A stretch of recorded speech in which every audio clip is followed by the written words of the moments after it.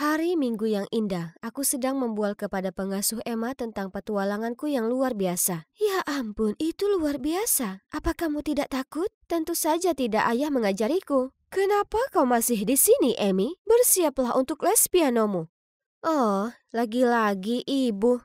Dia bergegas masuk mengambil telepon dari tanganku berkata, "Pergilah sekarang atau aku akan menghapus semua video ini." Oke, hapus saja. Tidak ada tindakan apapun yang bisa membuat aku lebih peduli terhadap kayu-kayu yang membuat berisik itu. Lalu aku pergi ke kamarku. Selalu tentang balet, piano, dan biola. Ibu seperti apa yang memaksa anaknya melakukan hal-hal yang tidak mereka sukai? Aku tidak akan mundur kali ini. Lagi pula aku sudah punya backup online semua videoku. Dia tidak bisa mengendalikanku. Apa? Hah? Apa lagi? Aku berbalik dan melihat ibu berlutut. Tidak, tidak mungkin.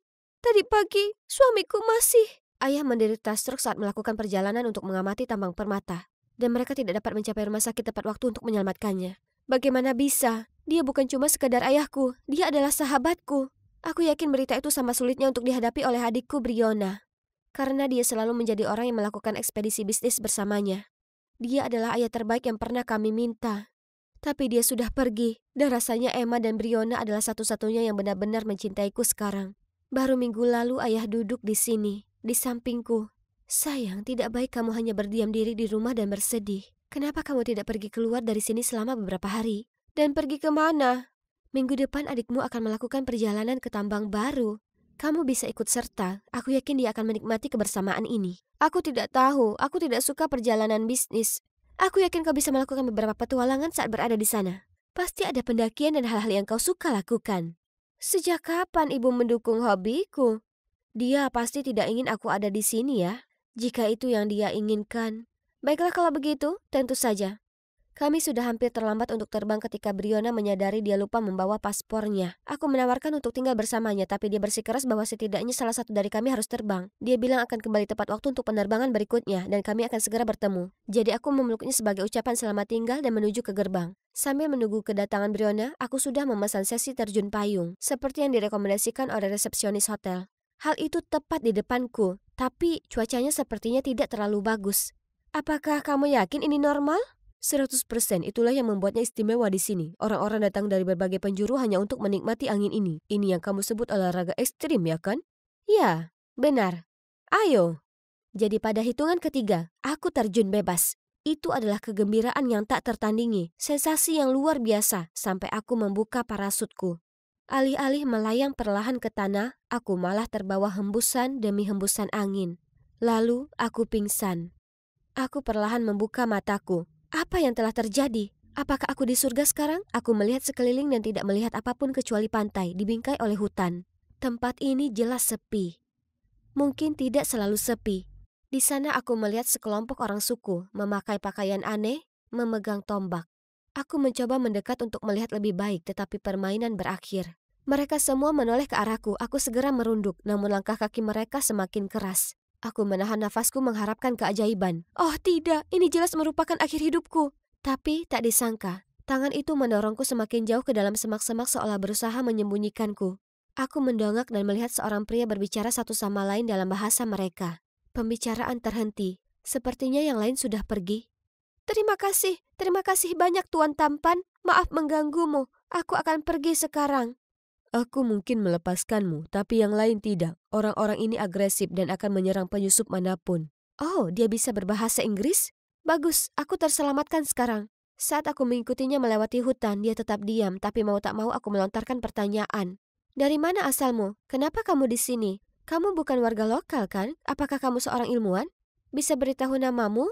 Silas. Baiklah, Silas. Bolehkah aku meminjam ponselmu untuk menelpon adikku? Dia akan segera menjemputku. Apa menurutmu aku akan ada di sini jika punya ponsel? Aku juga tiba di sini secara tidak sengaja beberapa tahun yang lalu. Hidup seperti mereka satu-satunya cara untuk bertahan hidup di sini. Setidaknya sampai seseorang datang untuk menyelamatkan kita. Tidak, itu tidak mungkin. Itu bukan pulau terpencil. Tapi aku benar-benar ditinggalkan di sana. Kami sampai di sebuah gua di seberang pulau, yang menurut Silas, penduduk setempat tidak pernah berkeliaran. Kamu akan aman di sini, aku akan segera kembali. Aku tidak membutuhkan dia untuk menjagaku. Dia mungkin tinggal di sini bertahun-tahun, tapi aku tidak akan. Aku akan melarikan diri. Tidak sulit membuat rakit kan? Jadi aku mengumpulkan beberapa kayu. Kamu lapar? Silas kembali dan melemparkan padaku sesuatu yang terbungkus di daunan. Singkirkan serangga-serangga kotor ini dariku. Aku lebih baik kelaparan. Ini makanan lezat. Kamu harus mencobanya. Tetaplah di sini. Jangan melakukan hal bodoh. Hari mulai gelap, jadi aku tidak punya pilihan selain tidur dalam keadaan lapar di gua yang pengap dan kotor. Ada lumut dan serangga kotor di mana-mana. Saat fajar menyingsing, aku tidak tahan lagi. Aku bangkit untuk melanjutkan mengerjakan rakitku. Tada! Mudah sekali. Sekarang selamat tinggal pulau bodoh. Tapi tidak. Rakit indahku hancur dan tenggelam begitu menyentuh air. Merasa kalah, aku berbaring di pasir dengan frustasi. Tiba-tiba aku mendengar peluit. Silas? Bagaimana bisa aku naik ke sana? Apa aku peliharanya atau semacamnya? Apa penyebabnya membuatku berjalan jauh ke sini? Ingat, aku belum makan sehari pun. Kalau begitu, ayo kita sarapan. Tapi ambil uang kembalian dulu. Dia kemudian membawaku ke sungai dan menunjukkan cara menangkap ikan. Apa maksudmu aku harus sarapan dengan tongkat ini? Perhatikan dan pelajari, Tuan Putri. Kemudian Silas menusukkan tombaknya ke dalam air berulang kali hingga penuh dengan ikan. Oke, mau menantangku? Itu mudah. Hanya saja tidak. Sepertinya ikan-ikan itu bisa membaca pikiranku. Sudah setengah jam berlalu dan masih nihil. Ada banyak ikan di laut. Tapi entah kenapa kamu tidak bisa menangkapnya. Jangan mengharapkan apapun dariku. Terserahlah, aku tidak lapar, aku tidak membutuhkannya. Adikku pasti akan segera datang dan membawaku keluar dari sini dengan helikopter pribadi. Tapi Silas benar-benar membersihkannya. Memanggang ikan di depanku hingga aroma sedap memenuhi hidungku. Tapi aku tidak mungkin menyerah pada hal ini. Ini adalah taruhan terbaikmu, kecuali jika kamu ingin mencoba tikus bakar atau jangkrik atau... Bagus, beri aku. Saat kita pertama kali bertemu, menurutku kamu manis. Tapi setelah melihat ini... Tarzan sombong ini. Kenyang sekarang, kalau begitu waktunya bekerja. Bekerja? Jadi kamu hanya menjadikanku sebagai budakmu? Apakah kamu ingin tetap tinggal di gua itu? Kamu tidak boleh mencuri rumah serangga seperti itu. Kami terus berjalan lebih jauh ke dalam hutan hingga mencapai pohon besar ini. Kita harus membuat kamu tempat berlindung di atas sana. Kamu akan aman dari hewan liar dan penduduk asli tidak akan pergi ke daerah ini. Apakah aku harus dinaikkan begitu tinggi? Jika mereka berbahaya, kenapa kamu bisa bertahan di sana selama ini? Apakah kamu mempermainkanku? Aku sangat beruntung. Aku tersapu badai saat berlayar sendirian. Dan ketika aku terdampar di sini, penduduk asli sudah siap untuk, kau tahu, mengirim aku kepada Tuhan. Tapi untungnya putri kepala suku Nora dengan putus asa memohon kepada ayahnya untuk membiarkanku hidup. Dan karena alasan tertentu dia melakukannya. Hal itu tidak akan terjadi pada sembarang orang. Oh, gadis Nora ini pasti sedang jatuh cinta pada pandangan pertama. Itu sebabnya kamu tinggal di sini selama ini? Sangat romantis. Berhentilah membuang waktu, ayo mulai bekerja. Membangun tempat perlindungan ternyata lebih sulit dari yang diperkirakan. Dan Silas terbukti cukup suka memerintah. Berikan aku dahan yang besar, lebih besar. Amy, tali rotan, beri aku pisau lagi. Tunggu sebentar, biarkan aku bernapas. Kamu sangat penuh semangat beberapa menit yang lalu, istirahatlah. Aku ingin menyelesaikan ini sebelum matahari terbenam. Aku duduk di sana menyaksikan Silas bekerja saat sore menjelang senja. Dan aku pasti tertidur sebentar. Karena ketika aku bangun rumah pohon selesai dibangun. Sejujurnya itu lebih baik dari yang aku harapkan darinya. Tapi di mana dia? Aku melihat sekeliling, tapi satu-satunya yang aku temukan adalah coretannya di tanah, tetap di sini. Aku senang memiliki tempat berlindung sendiri, tapi tidak ada yang bisa aku lakukan untuk menghabiskan waktu. Tiba-tiba terdengar suara, pasti berasal dari suku tersebut. Aku mengikuti arah suara itu, berharap tidak tersesat. Namun tak lama kemudian aku menemukan sekelompok penduduk asli berkumpul di sekitar api unggun besar. Mereka menyanyikan sesuatu, yang lain menari, yang lain bersorak. Sepertinya mereka sedang bersenang-senang yang membuatku merasa rindu kampung halaman. Untuk sesaat aku begitu tenggelam dalam perayaan mereka sehingga aku lupa bahwa aku sedang diam-diam. Oh, jangan lagi. Aku bisa saja mencoba lari, tapi aku membeku. Syukurlah Silas melangkah maju, menyuruh yang lain untuk tetap tinggal. Saat dia mendekat, kami melakukan kontak mata sebentar sebelum dia memberi isyarat kepada orang-orang bahwa keadaan aman. Lalu mengedipkan mata sekilas sebelum kembali ke api. Tak lama setelah aku kembali ke rumah, Silas pun melakukannya. Apakah kamu mencoba membuat dirimu terbunuh? Aku tidak bercanda ketika aku mengatakan bahwa akan sangat buruk jika mereka mengetahui tentangmu. Maaf, aku hanya takut dan kesepian. Aku sendirian dan keluargaku pasti mencariku kemana-mana. Yang mengejutkanku, Silas datang untuk menghiburku. Semuanya akan baik-baik saja, aku mengerti. Siapa? Di mana? Bagaimana kabarmu di sini? Dia jelas tidak tahu banyak bahasa Inggris, tapi senjatanya yang diarahkan ke aku sudah cukup untuk mengetahui bahwa dia sedang marah. Silas segera berlari untuk menenangkannya. Aku tidak tahu apa yang mereka katakan, tapi dia pergi. Meski tidak sebelum menatapku dengan pandangan kotor untuk terakhir kalinya. Ternyata itu adalah Nora. Oh, sungguh melegakan. Seorang kenalan. Kenapa kamu tidak memberitahuku sebelumnya? Jangan merayakannya terlalu cepat. Nora memaksamu untuk segera pergi. Oh, dia tahu caranya? Kalau begitu aku tidak punya banyak pilihan apakah aku tetap di sini atau pergi dari sini kan? Jangan khawatir, aku akan menjaga Nora. Dan dia pasti melakukannya karena hari-hari berlalu dan penduduk asli tidak pernah datang untuk mengusirku. Silas terus mengunjungiku setiap hari, membawakan pakaian, mengajariku memetik buah, dan berayun di dahan. Tak lama kemudian pekerjaannya beralih ke permainan. Dia mulai mengajariku tarian suku dan kosakata. Dan kami mengunjungi air terjun dan danau di sekitar pulau. Cukup menyenangkan.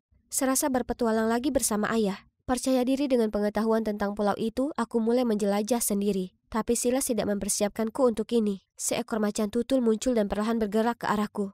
Aku mencoba tetap tenang menemukan cara untuk melarikan diri meskipun seluruh bagian diriku ketakutan. Tiba-tiba Nora melompat turun entah dari mana dan mengelus macan tutul itu, seolah-olah dia adalah anak kucing kecilnya. Dia memberinya seekor ikan lalu kucing itu dengan senang hati lari.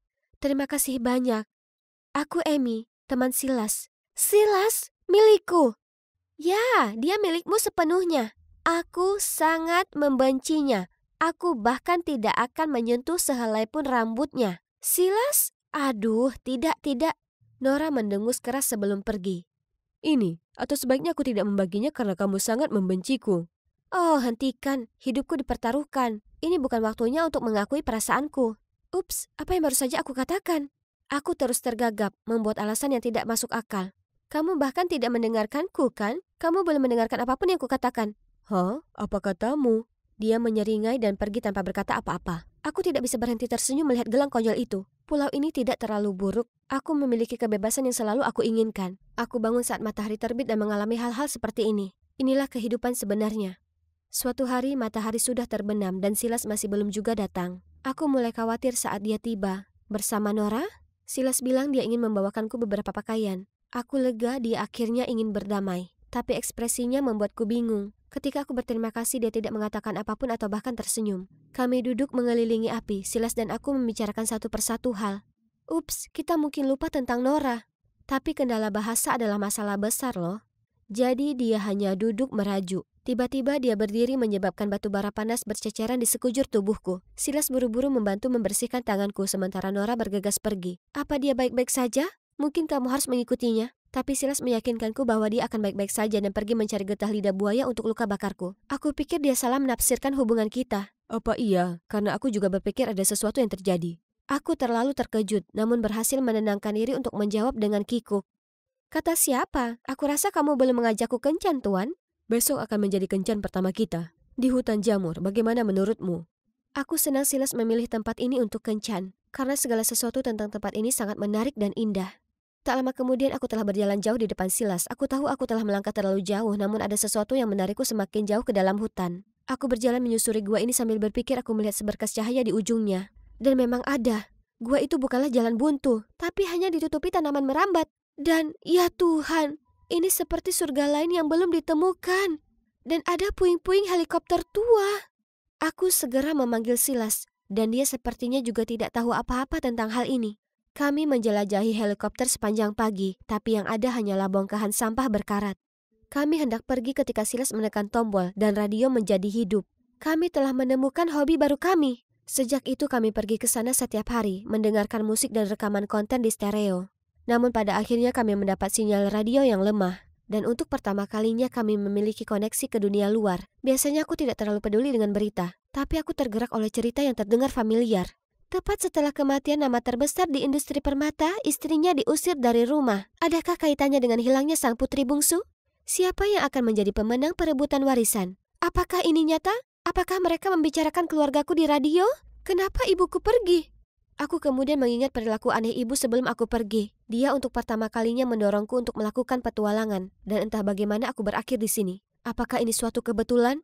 Oh tidak, bagaimana bisa seorang ibu melakukan ini pada putrinya sendiri? Tenang, aku yakin ini lebih dari itu. Jangan langsung mengambil kesimpulan. Secara pribadi menurutku harimau tidak memakan anak-anaknya. Mungkin tidak. Hanya ada satu cara untuk mengetahuinya. Aku harus pulang, sekarang.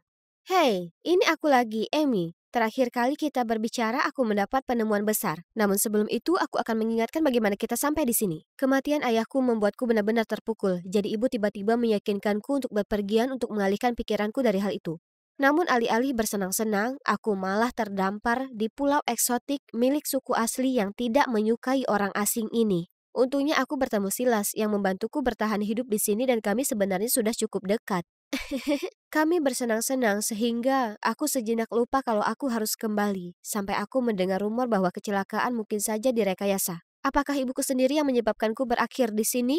Aku harus segera pulang untuk mencari tahu, dan Silas bersedia membantu sekuat tenaga, tapi sudah beberapa hari berlalu dan aku belum mendengar kabar apapun darinya. Aku menunggu dengan antusias lalu dengan tidak sabar sampai dia datang. Akhirnya suatu sore aku mendengar suara berisik di luar. Aku segera turun untuk memeriksa. Yang mengagetkanku itu bukan Silas, itu Nora. Dan seperti biasa dia tampak kesal melihatku. Aku mencoba memberitahunya Silas tidak ada di sini, tapi dia tetap melewatiku dan mengambil tongkat untuk menggambar sesuatu. Apa yang sedang kamu lakukan? Seni abstrak? Di sana, pulau. Aku melihat orang-orang. Lalu aku mengerti, ada sebuah pulau dengan orang-orang. Bisakah kita sampai di sana? Ya, bisa. Pergi. Kita bisa naik perahu ke sana? Dia mengangguk lagi dan memberi isyarat agar aku mengikutinya. Ya Tuhan, aku melompat kegirangan. Mungkin aku salah tentang dia. Nora membawaku ke pantai, di mana dia menemukan sebuah perahu kecil yang tersembunyi di balik semak. Pergi, sekarang. Pergi, pergi. Nora menarikku ke arah perahu, mendudukanku dan mulai mendorong perahu ke arah air. Bukankah sudah terlambat untuk berlayar sekarang? Angin lebih cepat. Saat kami mencapai tepi air pasang, aku menyadari. Tunggu, aku perlu memberitahu Silas aku akan pergi. Nora langsung menjadi frustasi. Silas dengan ayah. Bahaya. Aku tidak begitu percaya padanya, tapi aku juga tidak tahu apakah aku akan mendapat kesempatan seperti ini lagi. Aku tidak bisa membayangkan meninggalkan Silas tanpa pamit. Aku merasakan perutku berlubang. Tapi kita akan bertemu lagi suatu hari nanti. Pasti, keluarga kami punya semua uang untuk menyelamatkannya nanti. Tunggu sebentar lagi, aku akan mencari bantuan. Nora terus mendorongku dan dia benar, patroli bisa mendeteksiku kapan saja. Jadi aku mulai mendayung. Sampai jumpa lagi Silas. Tapi aku hanya berhasil berjalan beberapa meter lalu perahuku seperti tersangkut sesuatu. Aku berbalik untuk melihat. Silas? Menurutmu apa yang sedang kamu lakukan? Hei, Nora bilang ada pulau berpenghuni di dekat sini, dan aku tidak mau melewatkan kesempatan ini. Turun dari kapal. Terlalu gelap dan berbahaya untuk pergi ke sana sendirian. Aku akan memeriksanya dulu dan kembali besok untuk memberitahumu apakah itu aman. Tetaplah di sini. Aku yakin dengan kemampuan berlayarnya, tapi sepertinya Nora tidak. Dia memegang lengannya, memintanya untuk tidak pergi. Dia tetap mengabaikannya dan naik ke perahu. Nora memelototiku sebelum bergegas pergi. Tapi aku tetap di pantai sejenak, menyaksikan Silas menghilang ke dalam laut yang gelap. Tak lama kemudian, angin semakin kencang dan hujan mulai turun dengan deras. Badai berlangsung sepanjang malam. Aku begadang, menunggu di gua tempatku menghabiskan malam pertamaku di pulau itu. Hujan berhenti menjelang fajar. Aku tidak bisa duduk diam dan terus berjalan mondar-mandir di sepanjang pantai, mencari tanda-tanda keberadaan Silas. Nora segera kembali, meneriakiku dalam bahasa ibunya. Aku tidak mengerti apa yang dia katakan. Tapi aku tahu dia juga mengkhawatirkan Silas sepertiku. Dia akan segera kembali, segar bugar, aku percaya padanya. Dan beberapa saat kemudian dia benar-benar berada di sana, kembali ke pantai. Mau tak mau aku berlari dan memeluknya begitu dia keluar dari perahu. Aku bertanya apakah dia baik dan bagaimana dia menghadapi hujan. Dan Silas menjawab semua pertanyaanku dengan pelukan erat, tapi tak lama kemudian kami disela oleh Nora. Dia berteriak dengan marah lalu pergi. Silas mengejarnya dan mengatakan beberapa hal yang sepertinya menenangkannya. Pulau itu sebenarnya adalah tambang permata milik keluargamu. Aku sudah memberitahu mereka bahwa wanita mereka masih hidup dan siap untuk pulang. Ya Tuhan, benarkah? Mereka menyiapkan kapalnya sedikit lebih jauh ke lepas pantai karena berbahaya jika mendekati pulau ini loh. Berlayarlah sebentar dan mereka akan segera menjemputmu. Yeay, aku akhirnya pergi. Kita akhirnya. Silas berhenti berjalan dan menatapku dengan sedih. Ayo pergi. Aku tidak bisa pergi bersamamu. Nora hanya akan membiarkanmu pergi dengan damai jika aku tetap di sini. Jika aku pergi bersamamu, dia akan memberitahu ayahnya. Hatiku teriris. Kita akan bertemu lagi. Aku berjanji. Bagaimana? Di mana ada kemauan, di situ ada jalan. Silas meremas tanganku lalu melepaskanku. Aku mencoba untuk tidak menoleh ke belakang saat aku naik ke perahu dan berlayar. Aku melakukan perjalanan selama beberapa menit atau beberapa jam. Aku tidak tahu lagi, sampai akhirnya aku terlihat oleh kapal yang lebih besar. Mereka mengirimkan skoci untukku dan begitu berada di kapal aku dirawat dengan baik oleh semua orang, menawarkan makanan dan pakaian hangat. Tapi hal pertama yang harus dilakukan adalah menghubungi keluargaku. Aku menelpon ke rumah dan orang di ujung sana adalah nenekku. Dia sama terkejutnya mendengar suaraku seperti aku terkejut mendengarnya. Ternyata, setelah semua kejahatan yang terjadi setelah kematian ayahku, nenek pindah ke rumah kami untuk mengurus semuanya dan menunggu kepulanganku. Kami menangis selama 10 menit lalu aku mengatakan kepadanya untuk tidak khawatir, aku aman dan aku akan segera pulang. Sesampainya di rumah, nenek, pengasuh Emma, dan adikku Briona bergegas menyambutku.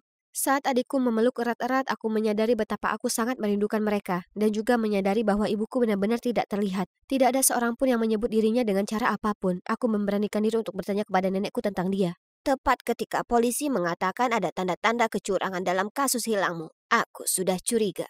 Lalu ketika Emma mengatakan bahwa ibumu yang menyarankanmu pergi ke sana dan memainkan permainan konyol itu, aku langsung mengusirnya. Manusia itu benar-benar penuh kejutan. Apa menurutmu ibu yang mendalangi semua ini? Dia benar-benar berusaha menyingkirkan kalian berdua. Briona beruntung dia lupa paspornya. Jangan murung sayang. Kamu masih memilikiku, Briona dan Emma juga. Kami semua mencintaimu dan sangat peduli padamu. Sekarang istirahatlah, ini pasti perjalanan yang panjang bagimu. Keesokan harinya begitu aku bangun, aku pergi mencari adikku untuk memastikan apa yang dikatakan nenek. Ketika aku menemukannya, aku tidak dapat menghentikan air mata. Bagaimana mungkin ibu yang melakukan ini? Kenapa dia tega melakukan hal seperti ini pada anak-anaknya sendiri? Amy, jangan pernah mendengarkan cerita dari satu sisi saja. Hah? Apa kamu tahu sesuatu yang aku tidak tahu? Hanya saja jangan langsung mengambil kesimpulan. Dia kemudian minta diri untuk bekerja dan buru-buru pergi sebelum aku sempat menanyakan hal lain. Aku terus memikirkan apa yang dikatakan Briona, tapi tidak bisa memunculkan spekulasi lain. Saat aku melewati kamar orang tuaku, aku melihat sebuah kotak terletak di luar pintu, penuh dengan barang-barang ibuku. Pengasuh Emma mungkin sedang mengemasi barang ibuku dari sini. Sesuatu di kotak menarik perhatianku. Aku membukanya dan menemukan bahwa itu adalah album fotoku sejak aku masih kecil dan di samping setiap gambar ada beberapa catatan cinta. Ini pasti tulisan tangan ibuku. Mataku tertuju pada foto diriku yang sedang bermain piano dan ibuku menulis, "Sweet Pea memainkan lagu favoritku." Dia bermaksud baik, tapi aku selalu menjadi orang yang tidak tahu berterima kasih dan memberontak. Itukah sebabnya dia berhenti mencintaiku? Apakah aku melakukan sesuatu yang begitu buruk hingga dia menginginkanku pergi? Tiba-tiba aku merindukannya. Aku mendapati diriku mengambil foto itu ke ruang piano, suatu tempat yang belum pernah aku datangi secara sukarela. Tapi saat aku meraih kedok pintu, aku mendengar suara-suara datang dari dalam. Aku mengintip melalui pintu yang terbuka. "Hentikan, cukup beruntung kamu tidak tertangkap. Segera keluar dari sini sebelum terlambat." Dan membuang semua usahaku dengan sia-sia? Mustahil. Rencanaku berjalan dengan sangat baik. Bagaimana dia bisa bertahan? Jadi, rencana B, kamu harus mengamankan posisi itu di Dewan Direksi sebelum Amy menghalangi. Dan aku akan mengurus sisanya. Tapi, ya Tuhan, mereka dalang dibalik semua ini? Malam itu, aku menunggu sampai semua orang berkumpul untuk membuat pengumuman menarik. Besok, aku secara resmi akan mulai bekerja di perusahaan itu. Aku sedang berproposal untuk diajukan ke Dewan Direksi untuk mendapatkan persetujuan mereka. Itu luar biasa, sayang. Tidakkah kamu pikir kamu perlu istirahat, sayang? Kamu mengalami cobaan besar dan aku siap. Aku baik-baik saja. Ya, Briona juga akan menjalankan perusahaan. Dan aku senang bisa membantunya. Semakin banyak tangan semakin baik. Aku sangat senang kamu ingin bergabung dengan perusahaan ini. Malamnya, pengasuh masuk ke kamarku dengan segelas susu hangat. "Oh, Emma, kamu selalu menjagaku dengan baik." "Ya, besok akan menjadi hari besar dan kamu perlu istirahat malam yang cukup." "Terima kasih. Habiskan susumu sebelum dingin, sayang. Selamat malam." Aku memeluk gelas hangat itu dan tersenyum padanya saat dia berjalan keluar. Oke, satu revisi terakhir lalu aku akan menyiapkan pakaian untuk besok. Tapi mataku lelah sekali. Tiba-tiba aku terbangun oleh suara di pintu. Lalu perlahan terbuka. Disusul langkah kaki. Seseorang sedang berjalan ke arahku. Dia sedang memeriksa dokumenku. "Aha, saatnya menyelesaikan dramamu, Emma." "Oh, ya ampun. Tidurlah yang nyenyak di tempat tidur. Aku akan membereskannya." "Hentikan aktingmu, dasar penyihir. Menurutmu apa yang akan kamu lakukan di sini? Presentasiku untuk besok? Kamu bercanda. Ini jebakan." "Tapi susunya, kamu sudah meminum semuanya." "Maksudmu segelas susu beraroma menghipnotis itu? Aku sudah membuangnya. Maaf." Tiba-tiba aku merasa alergi laktosa. "Kamu berani berpikir kamu bisa membodohiku di rumahku sendiri. Aku sudah melihat semuanya." "Tapi kenapa kamu begitu ingin menjatuhkanku? Emma, bukankah kita..." "Karena putriku, Briona, lebih pantas ditemani ini daripada kamu." Bahkan sebelum aku sempat memproses informasi itu, Emma bergegas ke arahku sambil memegang kain lap yang dibasahi kloroform. Saat dia memundurkanku ke sudut, pintu terbuka. Nenekku dan Briona bergegas masuk, diikuti oleh polisi yang langsung menahan Emma. Briona berlari mendekat sambil berteriak, "Sudah kubilang aku tidak ingin ada bagian dalam rencanamu. Aku tidak akan pernah menyakiti adikku." "Briona, tahukah kamu bahwa dia sebenarnya ibu kandungmu?" Tidak sampai ibu pergi, lalu Emma menceritakan semuanya padaku. Merasakan kebingunganku, Briona menjelaskan bahwa Emma berselingkuh dengan ayah kami bertahun-tahun yang lalu. Namun ayah kami tidak mau menikahinya karena statusnya yang lebih rendah. Dia sudah mengandung Briona saat itu, jadi ayah kami mengizinkannya tinggal sebagai pengasuh. Saat ibuku menikah dengan ayah kami, dia hanya mengetahui bahwa Briona adalah anak tiri suaminya. Maaf aku tidak berterus terang lebih awal. Aku tidak tahu harus berbuat apa, karena aku tidak menyadari seberapa jauh dia bersedia bertindak. Tapi saat aku melihat dia mengotak-atik minumanmu, aku tahu bahwa aku setidaknya perlu mengingatkanmu. Terima kasih karena selalu berada di sisiku dan mengatakan kebenaran sekarang. Pasti lebih sulit bagimu untuk memproses semua ini, tapi jangan khawatir, kita masih bisa memperbaikinya. Emma mencoba menjelaskan kejahatannya ketika polisi mengantarnya pergi dengan borgol. Mereka meyakinkan kami bahwa keadilan akan ditegakkan. Kami menghubungi ibu dan pada pagi hari dia sudah kembali ke rumah. Setelah beberapa kali menangis, meminta maaf, menjelaskan, dan berpelukan, semuanya menjadi senormal mungkin. Aku mengakui bahwa aku tidak ingin bertanggung jawab menjalankan perusahaan, namun ada sesuatu yang aku inginkan.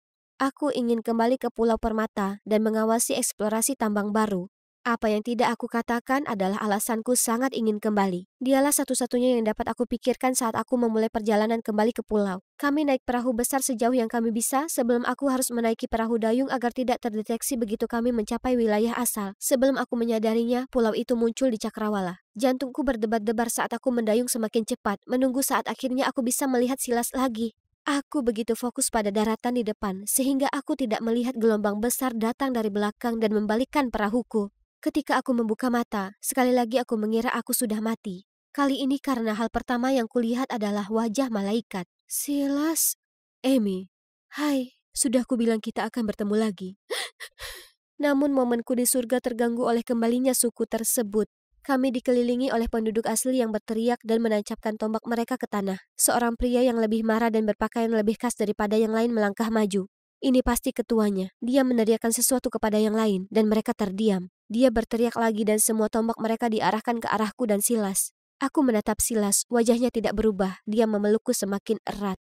Tepat ketika aku mengira akhir itu sudah dekat, aku mendengar suara yang kukenal. Nora berdiri di antara kami dan ayahnya. Berteriak putus asa, ekspresi kepala suku melembut dan setelah beberapa diskusi di antara mereka, kepala suku memberikan perintah lain, yang membuat Silas sangat terkejut. Jadi, ya, terima kasih kepada Nora dan semua perbuatan baik yang telah dilakukan Silas untuk suku tersebut. Mereka menyelamatkan nyawa kami, tapi mereka memerintahkan kami untuk segera meninggalkan wilayah mereka. Jadi aku dan Silas pindah ke pulau utama, tempat tambang permata keluargaku berada. Di sini kami masih menikmati keindahan dan kesederhanaan gaya hidup liar, sambil terhubung dengan seluruh dunia dan membantu mengelola bisnis keluarga kami. Jadi wajar saja jika kami tidak diperbolehkan tinggal di pulau suku tersebut. Apalagi kami masih memiliki teman yang sering datang berkunjung. Nora telah mengomeli ayahnya agar mengizinkannya datang ke pulau kami setiap beberapa hari. Awalnya karena Silas, tapi menurutku dia sudah mengincar seseorang yang baru sekarang. 98, 99, dan satu lagi. Dan 200.000 follower. Sepertinya aku memberikan kesan yang cukup besar pada dunia. Hai, kalian sedang melihat influencer kecantikan dan gaya hidup terhot di Park Springs High School. Cantik dan pintar. Aku punya keduanya. Tidak mengherankan, kan? Jelas sekali, cewek sepertiku mendapat banyak perhatian. Oh, itu Ben si kutu buku kami, fanboy nomor satuku. Dia selalu mengikutiku berkeliling sekolah dan menawarkan bantuan padaku dalam, ya, segala hal. Aku tak menyalahkannya, maksudku pada dasarnya akulah ratunya. Hai Ben, aku tidak melihatmu di lokerku seperti biasanya. Apa kamu tidak apa? Aku kehabisan uang hari ini, jadi... Tunggu, Ben, jangan berkata seperti itu. Orang akan mengira aku memalakmu atau semacamnya. Aku tidak pernah meminta makanan dan benda-benda itu. Ya, kamu tidak... maaf. Oke, jadi itu aneh. Kemudian segalanya menjadi lebih aneh saat aku mendengar Christine memberitahu teman-temannya bahwa setelah terekspos, follower penyanyi IG anonim telah meroket hingga 500.000 follower. Tapi masalahnya, dia bersekolah di sini. Dia bukan siapa-siapa di kelas bio. Stella bergegas melewatiku menuju kelas, diikuti oleh segerombolan orang yang mencoba mengambil fotonya dan memintanya untuk bernyanyi. Bla bla bla. Beberapa anak cowok bahkan menawarkan untuk mengantarnya pulang setelah kelas berakhir. Ya ampun, apa yang mereka pikirkan? Dia bisa berakting menjadi cewek rapuh dan membingungkan para pecundang ini, tapi dia tidak membodohiku. Skenarionya yang dimainkan terlalu berlebihan, tapi ya, kenapa Ben terburu-buru mendekatinya. Benar-benar pengkhianat. Ben, di mana PR-ku? Dia bahkan tidak bisa memberikan alasan yang lebih baik selain, aku pergi keluar tadi malam. Ini omong kosong. Aku baru saja mendengar dia menawarkan untuk membantu Stella mengerjakan PR-nya. Dan coba tebak, cewek ini yang masih dengan penampilan nona pemalu kecilnya memberitahu Ben bahwa dia bisa mengerjakan esainya sendiri. Apa dia pikir dia itu Beyonce atau semacamnya? Bertingkah angkuh dan mengira dia adalah mercusuar alam semesta? Aku sangat marah. Jadi dia ingin merasakan ketenaran ya? Anggap saja sebagai senior di bidang ini, setelah mengalami sisi buruknya, sudah saatnya aku mengajari dia sopan santun. Setelah itu, aku memastikan dia menjadi topik utama setiap pembicaraan di sekolah. Hei, dia perlu mempelajari cara kerja permainan ketenaran ini. Semua orang terkikik, menunjuk, dan berbisik di belakang punggungnya. Dia harus menutupi dirinya dengan hoodie yang menyembunyikan separuh wajahnya dan berjalan melewati sekolah dengan cemas. Ya, aku tahu betul perasaan paranoid itu ketika kamu terobsesi dengan kenapa orang terus memandangmu dengan aneh. Lalu suatu hari aku sedang meletakkan buku-bukuku kembali ke lokerku saat aku melihat sekilas seseorang berlari melewatiku sambil menangis. Itu adalah Stella. Dan dia menjatuhkan catatan yang berbunyi, jika aku jadi kamu, aku tidak akan pernah muncul di sekolah. Lagi, kamu konyol. Astaga, apakah orang-orang mengatakan hal ini? Ini terlalu kasar. Apa yang terjadi? Astaga, ya ampun. Dia tidak mengira akulah yang menulis ini, kan? Sejak hari itu, Ben benar-benar mengabaikanku. Dan lebih buruk lagi, dia terpaku pada Stella yang menghiburnya saat orang-orang membicarakan dia di belakang. Astaga. Lalu suatu hari, aku sedang mengikat tali sepatu dan aku mendengar beberapa pemandu sorak mencoba membuka telepon seseorang. Tepat pada saat itu, Stella keluar dari kamar mandi. Kesal melihat orang lain melanggar privasinya, dia mencoba melawan. Tapi astaga, si wallflower ini bahkan tidak bisa membuat mereka bergeming. Baiklah, aku akan membantunya, tapi cuma kali ini saja. Dasar payah. Kamu kira kamu yang menguasai tempat ini sekarang cuma karena kamu terkenal? Katakan pada Ben aku tidak menaruh catatan itu di lokermu. Lebih baik lagi telepon dia sekarang. Oh, ayolah. Lari saja ke bangku penonton dan beritahu si kutu buku itu. Pergi. Apa yang kalian lihat? Aku pergi ke bangku penonton dan menemukan Ben sedang menghibur Stella. Sekarang bagaimana? Mengadu padaku lagi? Sebenarnya, Stella baru saja memberitahuku kalau bukan kamu menulis surat itu. Bisakah kamu menjadi lebih bodoh lagi? Jadi, kamu terus terang saja melakukan apapun yang aku perintahkan? Jangan pedulikan dia. Memang seperti itulah dia. Agak kasar tapi benar-benar teman yang baik. Aku tidak punya teman. Ya, aku sudah mempelajarinya dengan susah payah. Di masa-masa awal aku menggunakan Instagram, satu-satunya teman yang aku percaya memposting video saat aku sedang berganti pakaian di kamar mandi sekolah. Aku masih menyimpan kaosku di dalam bajuku, tapi itu memberikan pelajaran kejam tentang persahabatan dan ketenaran. Saat kamu terkenal, orang akan selalu menginginkan sesuatu darimu. Kamu tidak bisa percaya siapapun. Kamu mendengarkanku? Stella. Siapa itu? Liam, teman Stella dari klub musik. Mereka terlihat serasi bersama ya kan? Apa? Apakah kamu iri padanya atau apa? Untuk cewek konyol itu? Ben tidak berkata apa-apa, hanya menatap mereka dengan tatapan kosong. Hah? Dia tidak pernah menatapku seperti itu lagi. Sekarang aku bukan lagi ratu Instagram. Itu berarti aku bukan lagi ratunya.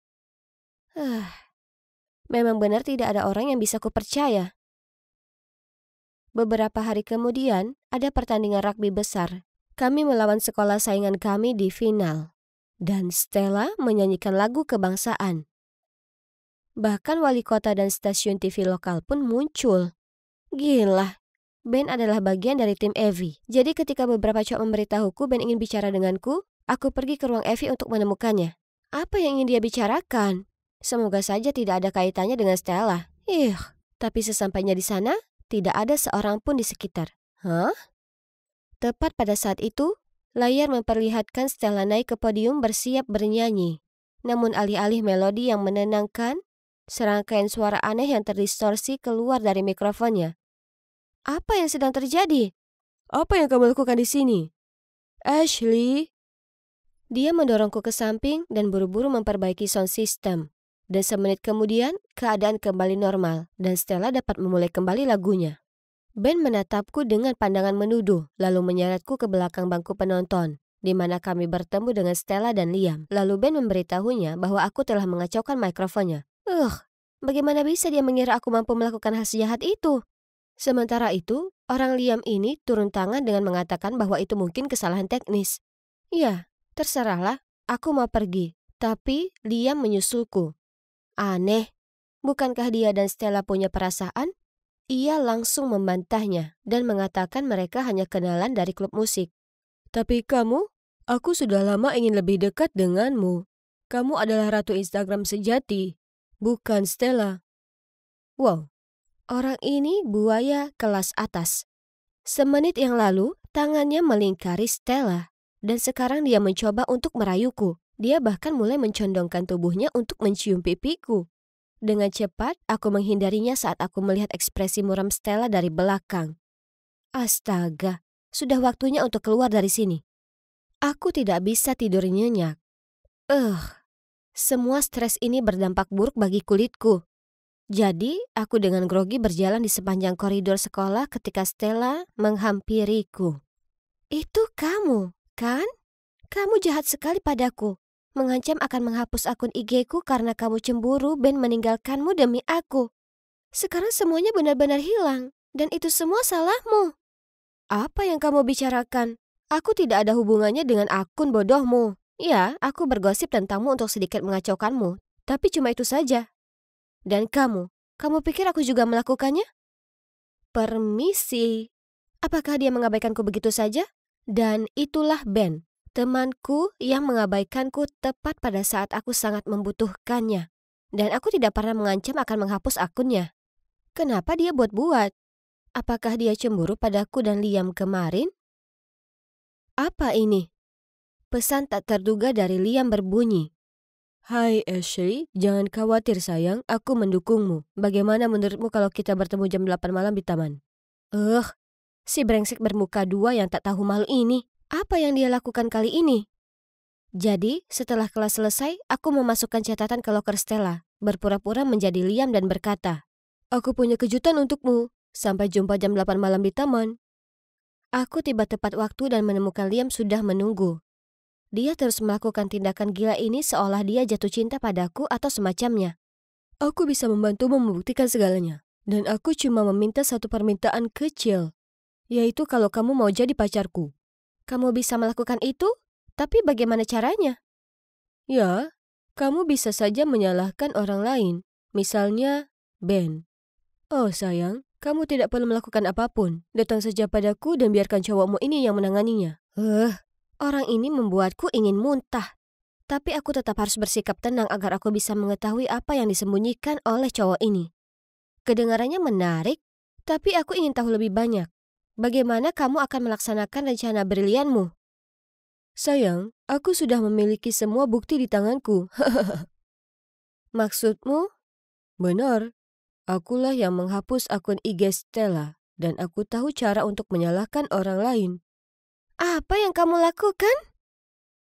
Ashley, aku membiarkan rasa cemburuku membutakanku. Jadi ketika aku melihatnya merayumu tepat di depanku, aku baru saja melakukan hal bodoh. Setidaknya kamu bukan satu-satunya orang bodoh di sini. Dia mempermainkan kita berdua. Dan sebagai catatan, dia bukan tipeku. Tipemu? Coba ku tebak. Seseorang seperti Ben? Dia sangat bodoh sehingga dia tidak pernah menyadari bahwa aku mempunyai perasaan padanya. Tapi, kamu lebih mirip tipenya daripada aku. Selain itu, cara dia meninggalkanku saat aku sangat membutuhkannya. Ashley, aku tidak bermaksud menyakitimu seperti itu.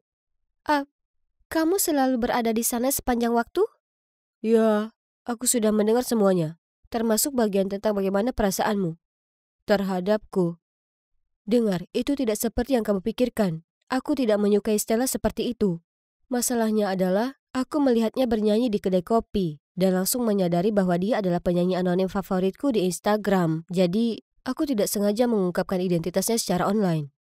Satu hal mengarah ke hal lain. Aku merasa sangat bersalah sehingga aku ingin membantu di sisi Stella, dan tanpa sengaja mendorongmu menjauh. Dan bukan berarti aku tidak mempercayaimu. Setelah kamu pergi, ku coba yakinkan semua orang kamu tidak melakukannya, tapi mereka tidak mempercayaiku. Lalu Stella menunjukkan padaku catatan di lokernya tentang Liam yang mengajaknya kencan. Dan aku mengenali tulisan tanganmu. Aku jadi khawatir. Jadi, kamu tidak menyerangku? Ya, aku tahu kamu terkadang terlihat dingin. Tapi jauh di lubuk hati, hatimu baik. Jadi, ternyata Stella menjadi viral, berarti beberapa penyanyi lounge lokal kehilangan banyak pertunjukan. Jadi dia menyewa Liam untuk menghapus akun Stella selamanya. Orang ini bukan main-main. Catatan itu, pemandu sorak, kecelakaan mikrofon. Dia bertanggung jawab atas semuanya. Beruntungnya aku berhasil mengaktifkan mode rekaman di ponselku untuk seluruh percakapanku dengannya. Jadi keesokan harinya, aku melaporkannya ke kepala sekolah. Ya, tidak ada perbuatan buruk yang luput dari hukuman. Jadi aku harap dia menikmati masa hukumannya, Liam. Lalu aku tidak lagi bersolo karir. Aku punya teman baru di sisiku, yang sekarang telah keluar dari media sosial dan menikmati hasratnya untuk bernyanyi.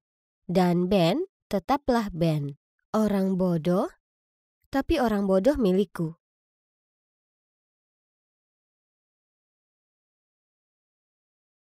Hari itu hari membosankan seperti biasa di toko kelontong.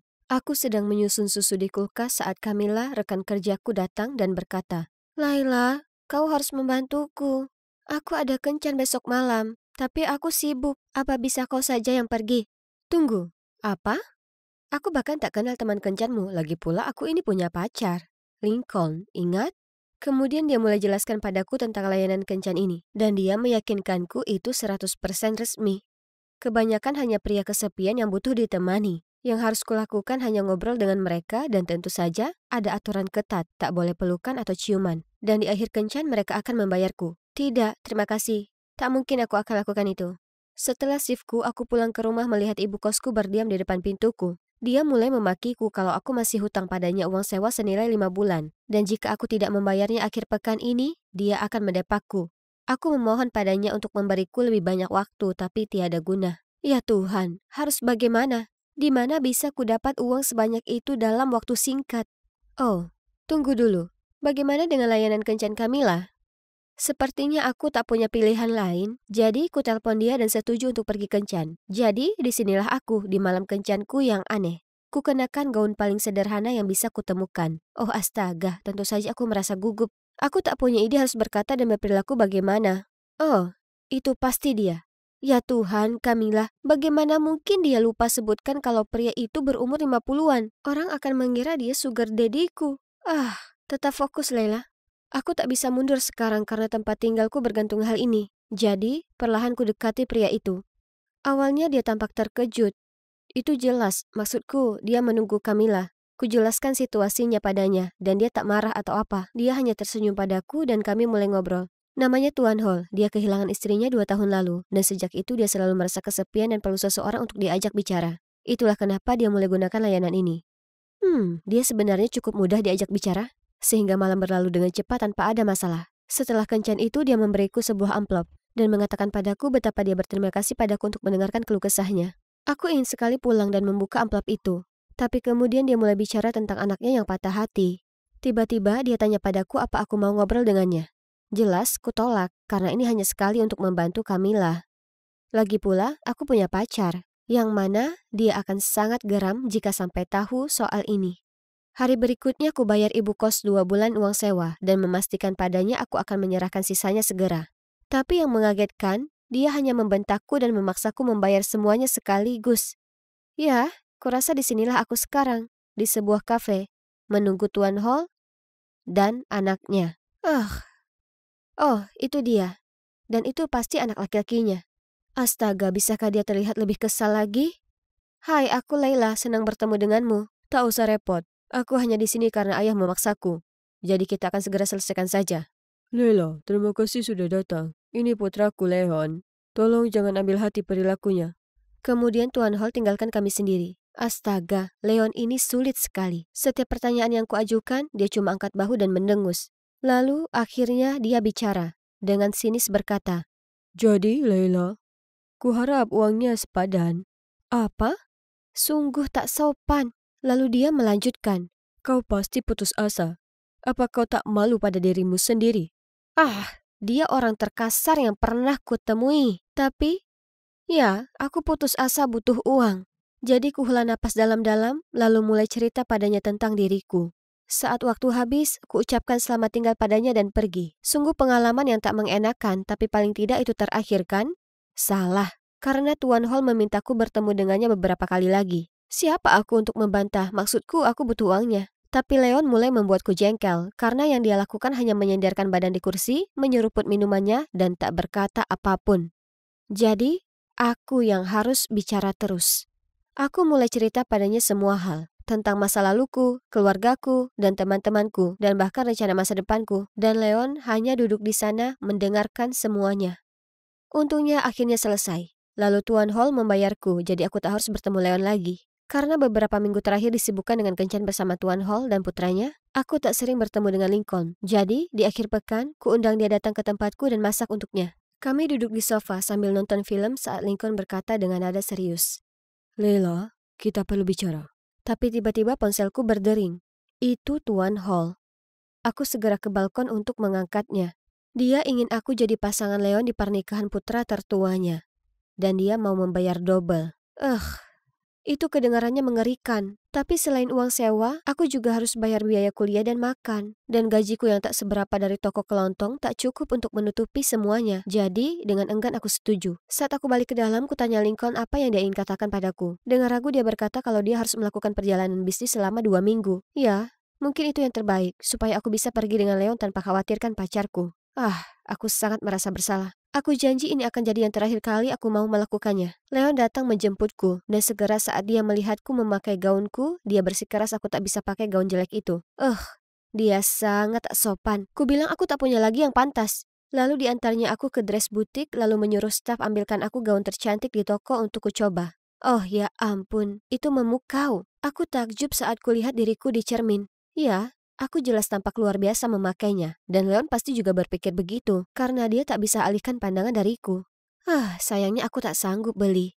Tapi sebelum bisa kucegah, dia langsung pergi dan membayarnya. Sungguh mengesalkan. Aku sedang duduk di gereja menunggu acara pernikahan mulai, saat Leon mulai menggoda beberapa gadis. Syukurlah Lincoln tak seperti si brengsek itu. Kemudian semua orang duduk dan pernikahan dimulai. Mempelai pria berjalan ke altar dengan setelan jas mewah. Astaga, pasti senang jadi orang kaya. Tapi bukankah itu? Apakah itu Lincoln? Lincolnku? Mata kami bertemu dan dia terlihat sama kagetnya denganku. Tapi bukannya lari padaku dan jelaskan semuanya? Dia hanya mengacuhkanku dan melanjutkan pernikahan. Aku harus lihat mereka mengucap janji, bertukar cincin, dan berciuman. Kurasa aku akan segera pingsan. Kemudian di resepsi pernikahan, Leon menyeretku mendatangi Lincoln dan memperkenalkanku sebagai pacarnya. Sungguh canggung. Dan segera ada cewek cantik yang alihkan perhatian Leon lagi. Jadi dia mengejarnya. Lalu Lincoln langsung menarikku ke tangga. Kenapa kau di sini dengan adikku? Kau selingkuh dariku selama ini? Serius? Bagaimana denganmu? Bukan aku yang baru saja menikah. Biar kujelaskan, ini tak seperti kelihatannya. Tepat di saat itu Leon muncul dan bertanya kenapa kami bicara di sini. Aku mengarang cerita sedang mencoba menemukan kamar kecil. Kemudian kukatakan pada Leon aku pusing dan memintanya mengantarku pulang. Ini sangat membingungkan. Bagaimana bisa pacarku yang sempurna sekarang menikah dengan orang lain? Dia terus mengirim pesan padaku mengatakan dia ingin bertemu dan bicara. Kurasa paling tidak aku perlu mendengar darinya. Hari berikutnya aku bertemu dengannya di museum, di mana kami kencan pertama kali. Jadi istrinya, Sandra, adalah anak dari pebisnis berpengaruh yang memiliki salah satu perusahaan terbesar di kota. Perusahaan keluarga Lincoln terjerat hutang besar, jadi ayahnya memaksanya untuk menikahi Sandra demi menyelamatkan perusahaan. Percaya padaku saat ku bilang aku tak punya perasaan apapun ke Sandra. Itu hanya bisnis. Aku hanya mencintaimu. Tolong jangan tinggalkan aku. Aku janji segera setelah perusahaan kembali normal, aku akan layangkan gugatan cerai. Ya, aku tahu kalian mungkin mengira aku gila. Tapi aku juga masih mencintainya. Lagi pula, Jika pernikahan itu cuma sementara supaya bisa menyelamatkan bisnis keluarganya, maka itu dapat dipahami, ya kan? Dia mengucapkan selamat tinggal lalu pergi. Tapi setelahnya, Lincoln berubah. Tiap kali kukirim pesan dan menelponnya, dia memberitahuku dia sibuk dan akan menelponku balik, tapi tak pernah dilakukannya. Kurasa kehidupan rumah tangga menyibukkannya. Seolah ini belum cukup membuat frustrasi, aku harus berurusan dengan Leon. Dia terus muncul ke tempatku dan menggangguku. Suatu kali dia muncul sambil mabuk mengeluh soal mantannya yang baru saja dinikahi orang lain. Ya, jelas ini jauh lebih buruk daripada pacarku saat ini yang baru menikah. Aku berusaha mengusir dia keluar, tapi dia sudah terlelap di sofaku. Esok paginya aku ke dapur dan lihat Leon memegang fotoku dan Lincoln dan bertanya kenapa kami berdua di foto itu. Jadi aku hanya mengangkat bahu dan jelaskan kalau kami adalah pasangan. Leon mulai tertawa dan menyebutku bodoh. Kami bertengkar dan akhirnya kusuruh dia pergi. Aku tak peduli apa yang difikirkan orang lain. Aku percaya pada Lincoln. Lalu beberapa hari setelahnya, aku sedang berjalan keluar kampus saat kulihat Tuan Hall menungguku. Dia menghela napas sebentar lalu berkata, Akan ku persingkat ini. Menjauhlah dari Lincoln. Dia sudah menikah sekarang. Leila, aku suka padamu. Tapi jika kau berusaha mengacaukan pernikahan Lincoln, aku tak segan membuat semuanya rumit buatmu. Oh ya Tuhan. Aku tak percaya Leon adukan aku. Dasar bayi besar. Diliputi amarah, ku keluarkan ponsel dan ku omeli dia. Oh ya Tuhan, aku tak percaya kau cerita ayahmu soal aku dan Lincoln. Kau ini sungguh brengsek. Biarkan kami sendiri dan urusi urusanmu sendiri. Jika kau percaya Lincoln, maka itu salahmu. Tapi dia tak sepolos kelihatannya. Dia dan ayah akan lakukan apapun untuk perusahaan. Apa maksudnya itu? Kututup teleponnya tanpa biarkan dia berkata-kata lagi. Si brengsek ini bahkan tak coba menutupi tindakannya. Aku tak bisa biarkan saja mereka melakukan ini. Aku harus berjuang untuk kami. Jadi keesokannya, aku langsung menuju ke kantor Tuan Hall, meski sekretarisnya berusaha menghentikanku. Kukatakan langsung di depannya kalau aku tak akan pernah menyerah pada Lincoln kendati ancamannya. Dan apa Anda tahu? Memaksa anak Anda menikah demi selamatkan perusahaan berarti Anda pengecut. Tuan Hall tertawa terbahak-bahak. Nah, apa yang terjadi selanjutnya jauh dari kata lucu. Ternyata itu ide Lincoln untuk menikahi Sandra. Leon benar. Mereka berdua akan lakukan apa saja untuk perusahaan. Ada lagi, Leon tak beritahu Tuan Hall soal Lincoln dan aku. Dia lihat kami bicara di pernikahan. Jadi dia sewa orang untuk menyelidiki kami. Aku benar-benar keliru tentang Leon. Tepat di saat itu Lincoln masuk dan mematung saat melihatku. Leila, apa yang kau lakukan di sini? Kau pembohong. Aku tak percaya aku percaya padamu. Tolong dengarkan aku. Ku ambil es kopi dari meja Tuan Hall dan menyiramnya di wajah bohong Lincoln. Kita putus. Diliputi emosi dan perasaan seperti orang yang bodoh sekali, aku segera ke bar terdekat untuk meredakan kesedihanku. Aku hendak menenggak gelas keempat ketika ada tangan menghentikanku. Bisakah Lincoln tinggalkan aku sendiri? Tapi saat aku mendongak itu Leon. Kenapa kau sangat baik padaku? Maksudku, aku menyalahkanmu karena mengadu ke ayahmu. Kau harusnya membenciku. Karena aku menyukaimu. Aku merasa ruangan itu berputar saat mendengar kata-katanya. Kemudian semuanya perlahan jelas. Leon sangat terpukul saat pacarnya putus dengannya.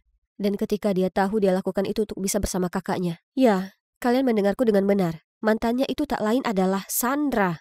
Awalnya Tuan Hall memaksa Leon menikahi Sandra demi perusahaan. Meskipun Leon tergila-gila dengannya, dia tak mau menikahinya berdasarkan ketentuan itu. Lincoln tak sengaja dengar percakapan mereka. Jadi untuk dapatkan kepercayaan ayahnya, dia memikat Sandra dari Leon. Oh ya Tuhan, keluarga ini gila. Aku tak ingin terlibat apapun dengan mereka lagi. Jadi, kutolak perasaan Leon. Langsung lari keluar dan benar-benar putus hubungan dengan mereka semua. Jadi sekarang bagaimana? Nah, aku lulus bulan lalu. Jadi setelahnya, kusimpulkan aku perlu awal baru di kota baru yang cerah. Sejauh ini semua baik, aku punya pekerjaan baru yang kuidamkan. Dan senang sekali mengetahui aku tak akan bertemu dengan si brengsek Lincoln atau ayahnya. Aku tahu apa yang kalian pikirkan.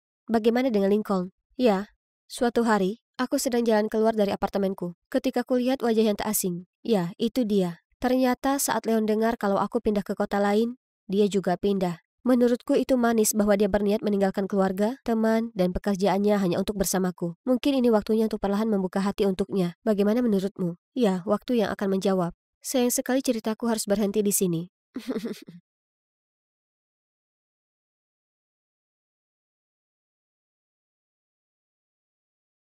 Wow, kue ini rasanya seperti surga.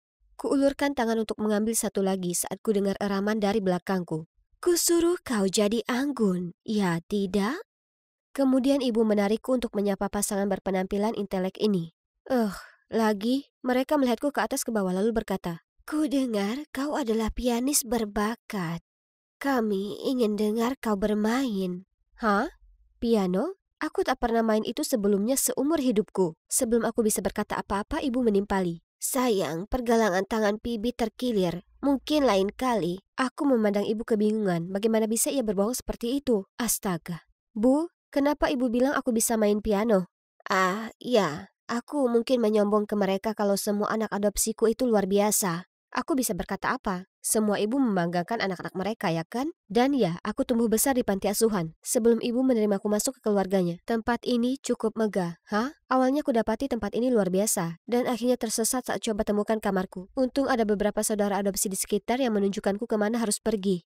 Aku punya 10 saudara. Iya, yang kau dengar benar. 10. Itu seolah aku baru pindah dari satu panti ke panti yang lain. Hanya saja sudah tak yatim. Dan kami semua seumuran, yang mana tak lazim. Karena orang tua angkat seringnya memilih anak yang lebih muda. Mereka bilang anak remaja cenderung keras kepala. Belum lagi ayah angkatku tak pernah ada. Serius, aku bahkan tak bisa beritahu kalian seperti apa rupanya. Jadi hanya kami para cewek di sini. Aku sangat dekat dengan Collins. Dia itu beberapa tahun lebih tua dariku. Dan kami berbagi kamar tidur yang sama. Meskipun aku suka tinggal dengan ibu dan para saudariku, ibu menyuruh kami melakukan hal aneh seperti mengenakan pakaian murahan dan berjalan lurus.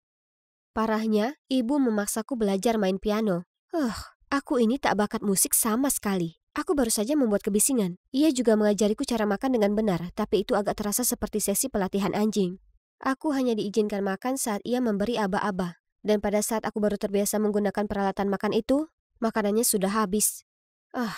Tapi kurasa itulah cara bagaimana setiap ibu mengajari putrinya, ya kan? Dan sepertinya ibu tak lagi bisa bersabar mengajariku. Jadi dia memberikanku ke Colin, anak emasnya. Kami habiskan 1 jam tiap hari ngobrol bersama, atau lebih tepatnya, dia memberi petunjuk cara bicara yang benar. Colin bilang aku perlu mengontrol volume suaraku karena aku punya kecenderungan meneriakkan kata-kataku dan itu sangat tak anggun. Aku harus berbisik dengan volume yang sama sepertinya dan juga memilih kata dengan hati-hati untuk tunjukkan kepandaian dan keanggunan. Mungkin ini akan lebih mudah kalau aku tak usah berkata apapun mulai sekarang. Selain Colin, aku tak punya kesempatan mengenal saudariku yang lain, karena ibu membuat kami masing-masing mengejar kecakapan yang berbeda. Lalu kami harus tampil untuknya pada penilaian bulanan kami. Ibu secara garis besar sangat lembut dan penyayang, tapi terlalu tegas ketika menyangkut pelatihan. Jadi kami semua harus habiskan banyak waktu dan upaya dalam berlatih. Suatu hari aku sedang memahami lembar musikku saat ku dengar Lexi mengeluh. Kenapa ibu selalu memaksaku untuk lakukan misi mustahil ini? Sangat membosankan. Apa? Paling tidak skating itu 1000 kali lebih seru dibandingkan piano. Andai saja sebuah ide muncul di kepalaku. Malam itu, aku pergi ke kamar ibuku dan dengan malu-malu berkata, "Bu, aku ingin pindah dari belajar piano jadi ice skating. Aku bisa tukar dengan Lexi. Apa? Tidak. Tapi kenapa? Lexi bahkan tak suka dengan ice skating. Ya, itu karena aku bisa melihat potensi dari kalian masing-masing, jadi tak mungkin ganti." Kesal, aku kembali ke kamarku dan mulai mengeluh ke Collins. Tapi dia pikir kalau itu bukan masalah besar. Ibu tahu apa yang terbaik untuk kita. Nah, itu aku tak yakin soal itu. Karena kami bahkan tak bisa pergi sekolah. Karena ibu bilang homeschoolingnya sudah cukup. Sementara aku justru menganggap metodenya agak aneh. Kuimpikan kehidupan sempurna dengan ibu yang luar biasa. Tapi ibu tak pernah penuh kasih. Tak peduli berapa lama kami belajar atau berusaha mengasah hobi pilihan kami, dia tak pernah memeluk atau memuji kami. Bahkan Collins juga tidak, yang mana gadis terpintar di sini. Aku putus asa ingin membuat ibu terkesan, jadi suatu kali kuhabiskan waktu lama sekali membuat hidangan pembuka Portugis untuknya.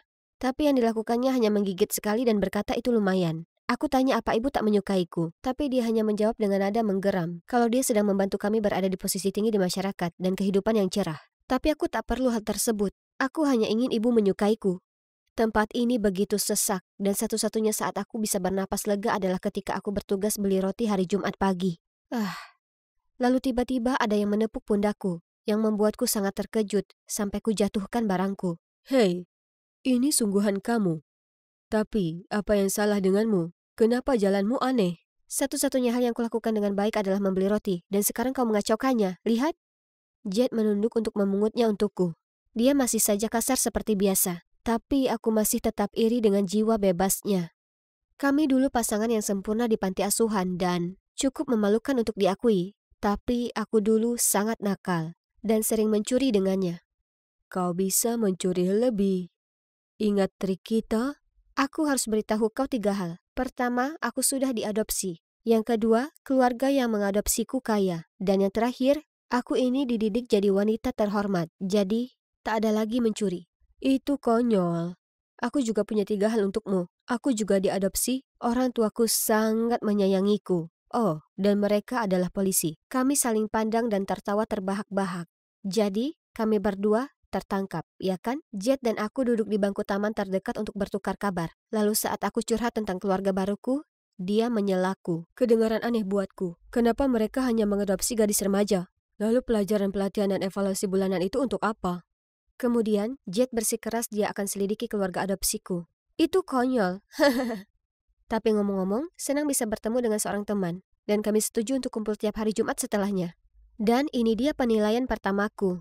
Tentu saja, aku bahkan tak bisa mainkan melodi sederhana. Jadi aku harus belajar 3 jam lebih lama setiap hari. Saudariku bahkan lebih menderita. Kingsley terpaksa tak makan karena dia naik 2 kilo daripada standar. Sebaliknya, Willow harus terus makan saat malam untuk naik 5 kilo. Kalau sampai sejauh ini, pastilah bukan semata hanya untuk berbangga diri sebagai seorang ibu, ya kan? Di hari Jumat selanjutnya, kuceritakan pada Jet mengenai penilaian mingguan yang lalu. Dengan tegas dia menyatakan bahwa ada masalah dengan keluargaku. Kurasa tidak, Jet. Ibu cuma mau yang terbaik untuk kami. Dengar, Bibi, kurasa dia sengaja melatih kalian. Masing-masing dari kalian harus jago di bidang tertentu, sama seperti pesanan belanja. Pesanan? Jangan berlebihan. Kau tahu daging Kobe? Sapi disuruh mendengarkan musik, diberi minum bir, dan dipijat. Tapi pada akhirnya, kau tahu apa hasilnya? Oh tidak. Apa itu demikian adanya? Ibu selalu bilang kalau dia ingin memberi kami yang terbaik dalam hidup selama kami bekerja keras. Kami dites dan distempel seperti sapi-sapi itu. Suatu hari aku pulang mendapati Collins yang dengan bersemangat mengepak kopernya. Ibu bilang dia akan membawaku ke sekolah yang baru besok. Jadi Collins akan pergi? Tapi kemana? Aku akan merindukanmu, sis. Kirim pesan saat sampai. Tapi hari-hari berlalu tanpa kabar apapun darinya. Aku tanya ke ibu, dan ia bilang kalau jeripayah Collins terbayar. Dan dia diterima di sekolah bergengsi, tapi mereka punya aturan ketat tak boleh ada ponsel. Hah? Ini terdengar mencurigakan, jadi kuceritakan Jet dan dia bersikeras agar aku melaporkan kasus itu. Di Jumat yang lain, aku dan Jet bertemu di gereja dekat toko roti. Hah? Kenapa dia memilih tempat yang membosankan ini? Kupandangi sekeliling saat kulihat sekelompok gadis sekolah keluar dari gereja. Mereka semua pakai seragam kusam. Rambut mereka disanggul rapi dan semua berbaris dengan patuh. Kemudian di sanalah kulihat dia, Collins. Aku hendak bergegas menyapanya, namun tatapan mata wanita yang menemaninya membuatku takut. Itu tak benar. Aku harus tanya Collins apa yang terjadi. Jadi kuraih lengan Jet dan pergi mengejar kelompok itu. Tapi mereka masuk ke sebuah mobil hitam dan melaju pergi. Mungkin mereka memilih gereja ini sebagai tempat transaksi mereka. Pintar, ha? Mereka pakaikan semua dengan seragam sekolah, jadi takkan ada satupun yang curiga. Tapi melihat wajah-wajah itu, aku yakin mereka segera akan dikirim ke pasar gelap. Pasar gelap? Membayangkannya saja membuatku bergidik. Aku harus selamatkan Collins. Aku tak bisa biarkan ibu lari dari hal ini. Malam itu, aku berjinjit ke bawah untuk menguping. Oke, akan kuantar dia pekan ini. Benar, 173 cm, bisa ice skating, memasak dan melukis? Tentu saja. Aku sudah melatihnya sesuai kebutuhan. Kau tak akan kecewa. Jadi kesepakatan lanjut sesuai rencana, oke? Jumpa minggu. Itu dia. Pengiriman selanjutnya adalah Lexi. Kuperiksa kamarnya dan melihatnya mengemasi barangnya. Kebahagiaan yang polos terpancar di wajahnya. Aku segera mengirim pesan ke Jet dan dia langsung membalas. Tunggu saja di rumah dengan tenang. Jangan bertindak tanpa berpikir dulu. Akan kucari jalan keluar. Malam itu aku tak bisa menutup mata. Aku sangat ketakutan sesuatu yang buruk akan terjadi ke Lexi. Jadi esoknya pagi-pagi sekali, segera saat kulihat ibu dan Lexi masuk mobil untuk pergi, aku menyelinap. Berbaring di sana tanpa suara dan mengirim lokasi ke Jet. Mobil butuh waktu lama sebelum berhenti. Apa kami akhirnya sampai di lokasi transaksi? Saat kelihatannya aman, dengan hati-hati aku memanjat keluar dan melihat ibu bicara dengan wanita paruh baya yang tampak cerewet. Apa yang ibu katakan yang membuat Lexi sangat panik sampai terus mencengkram tangan ibu. Wanita itu menyerahkan amplop yang cukup tebal ke ibu, lalu meraih tangan Lexi dan menariknya pergi. Tuhan, di mana Jet? Aku tak bisa duduk diam saja seperti ini dan melihat saudariku dibawa pergi. Lepaskan Lexi. Sekarang, Bibi, apa yang kau lakukan? Hentikan. Ibu akan menjual kami, ya kan? Aku sudah tahu kebenarannya. Apa yang kau bicarakan, Bibi? Geram ibu menarikku pergi. Hentikan. Tiba-tiba 2 polisi masuk, menyuruh semua orang mengangkat tangan. Di balik mereka ada Jet yang masih terengah-engah. Ternyata mereka orang tua angkat Jet. "Tolong aku, ibu berusaha menjualku dan saudaraku." Melihat itu, wanita yang satunya dengan cepat menjelaskan. "Tidak, pasti ada kesalahpahaman di sini. Aku hanya membantu Putri Giana daftar ke sekolahku." Kebingungan, mataku menatap dari ibu ke wanita lainnya, kemudian ke Jet. Di kantor kepala sekolah, ku ceritakan pada semua orang kenapa ku pikir ibu adalah pelaku perdagangan manusia. Mereka semua terkesiap kaget. Aku membuatmu berlatih sekeras itu hanya karena aku ingin kau masuk ke sini. Sekolah khusus putri paling bergengsi, supaya kau dapat hidup yang lebih baik. Aku tak mau masuk ke sekolah ini lagi, Bu. Dia memberitahuku semua aturannya yang keras. Tempat ini menakutkan. Anda tak bisa memaksakan anak untuk melakukan itu. Anda mengadopsi mereka. Jadi Anda harus membuat mereka merasa aman dan dicintai. Bu Giana, ini adalah sekolah bergengsi dan tak butuh skandal Anda. Anda membuat saya percaya bahwa putri Anda berbakat secara alami yang kini terungkap adalah semuanya bohong. Saya tak akan terima anak Anda lagi mulai sekarang. Tidak. Mereka adalah anak-anak saya, mereka pantas dapat yang terbaik. Kemudian ia memohon ke kepala sekolah untuk menarik keputusannya, tapi dia menggelengkan kepala. Tiba-tiba ibu berteriak, "Kenapa? Aku hanya ingin mereka tak menderita sepertiku. Jadi apa yang salah dengan hal itu?" Kemudian tangis ibu pun pecah. Ternyata di masa lalu ibu jatuh cinta dengan seorang polisi. Tapi, menurutnya, karirnya akan maju jika ia memilih menikah dengan lulusan sekolah bergengsi ini saja. Ibu sangat mencintainya. Ia terus jadi simpanannya. Tapi meskipun dinafkahi penuh olehnya, ibu selalu merasa lebih rendah daripada istri sahnya.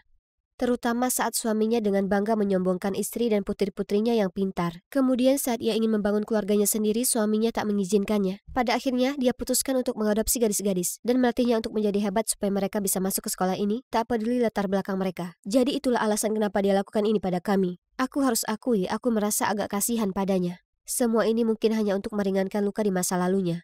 Tapi Bu, kami tak ingin masuk ke sekolah sombong ini. Kami hanya ingin ibu mencintai dan melindungi kami. Ibu minta maaf, ibu keliru. Ibu hanya berusaha membantu, ibu menyesal. Semua ini salah ibu. Lalu dia memelukku. Jadi pada akhirnya, aku dan para saudariku akhirnya punya keluarga yang benar-benar bahagia. Ibu tak lagi menyuruh kami lakukan tugas-tugas bodoh. Sebaliknya, ia membolehkan kami mengejar cita-cita kami sendiri. Sekarang kami semua masuk ke sekolah umum dan menjalani kehidupan remaja yang normal. Sungguh luar biasa akhirnya memiliki ibu yang hebat, para saudari yang mengagumkan dan juga sahabat yang luar biasa, Jet, yang semua berada di sisiku.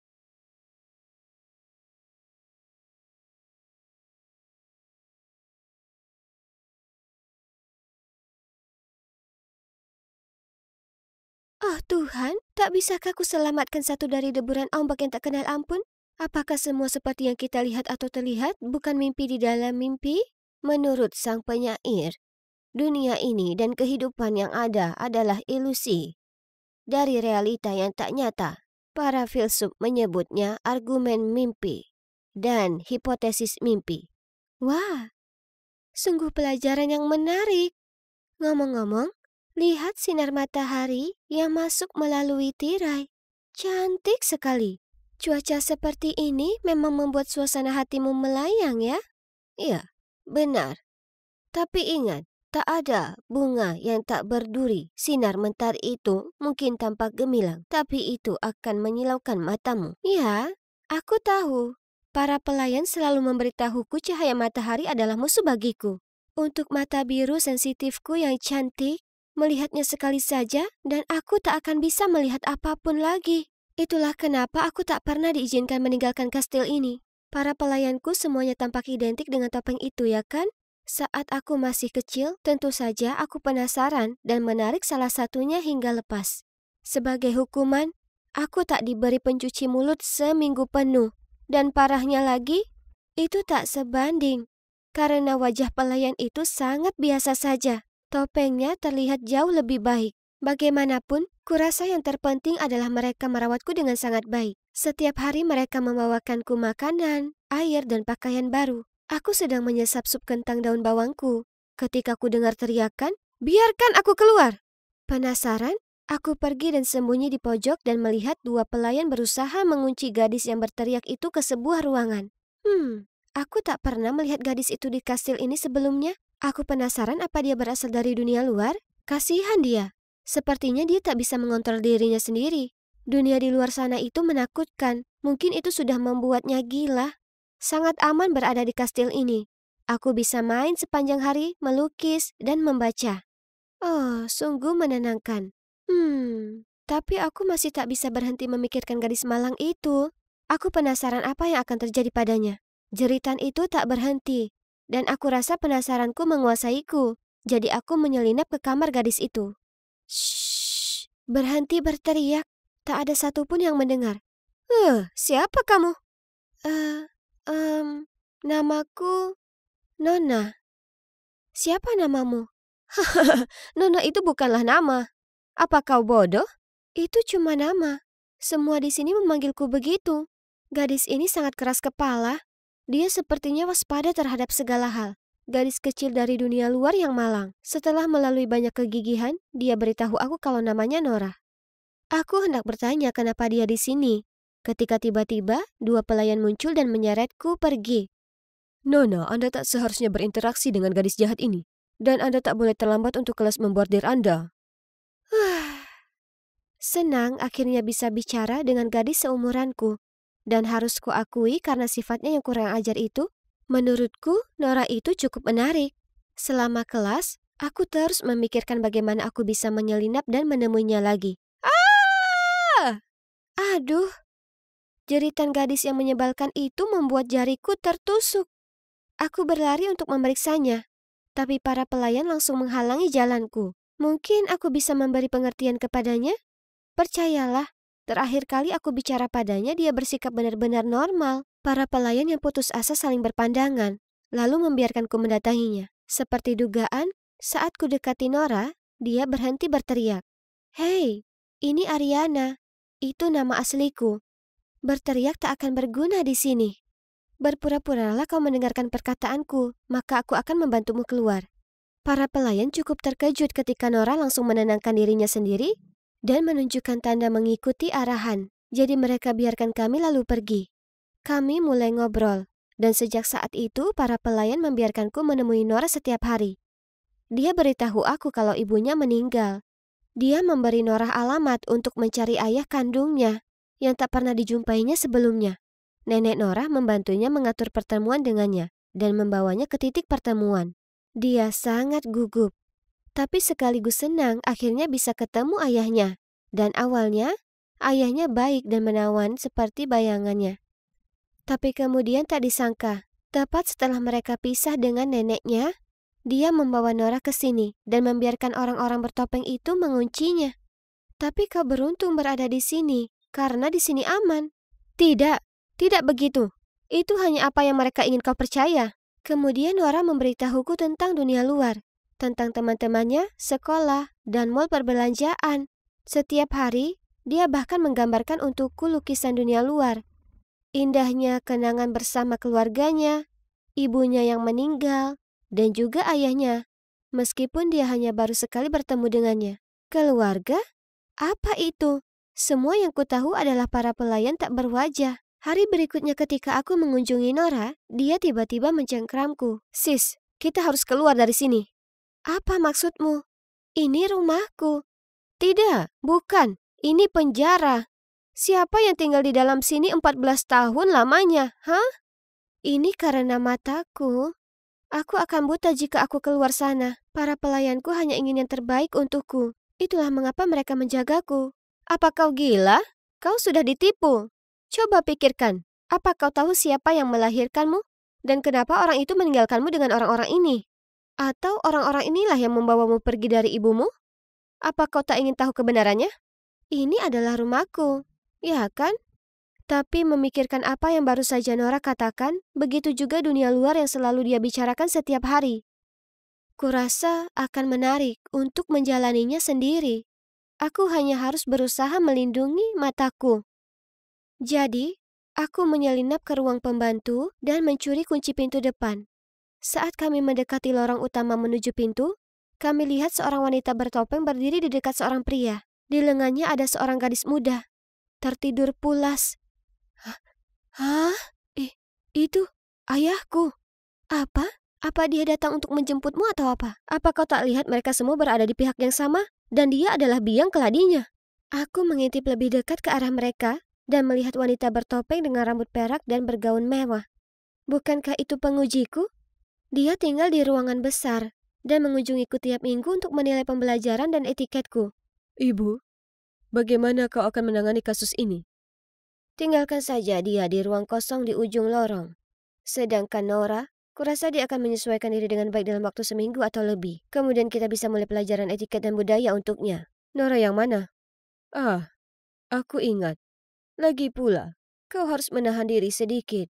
Ariana, Nora, dan sekarang anak ini. Jangan biarkan daftar anak harammu jadi sepanjang lenganmu. Kalau begitu ibu bisa buang saja mereka. Kenapa repot-repot membesarkan mereka? Mereka itu cucuku.